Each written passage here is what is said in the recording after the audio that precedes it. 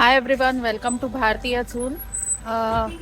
मी आता आहे on the way to पुण्याहून मुंबईला जातीये आणि इकडे मी फूड मॉलला थांबले. घाट उतरल्यानंतर जो आपल्या लेफ्ट साईडला येतो हा आहे.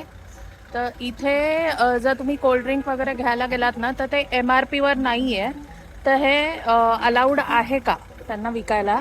जर अर्धा लिटरची मी बॉटल मागितली तर ती 40ची MRP आहे, तर ते 50ला विकतात.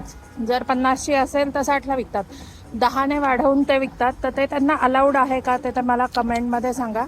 एक तर या पण मॉलमध्ये बिस्लरीचा आउटलेट आहे, तिथे पण तसंच आहे. आणि मागे मी व्हिडिओमध्ये दाखवतीये तोही त्याही मॉलमध्ये तसंच आहे.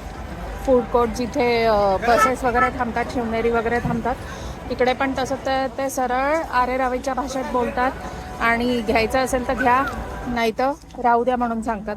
तर हा व्हिडिओ खूप शेअर करा आणि मला सांगा की हे यांना अलाउड आहे का MRPच्या वरती विकायला, आणि तेही 10 रुपये जास्त.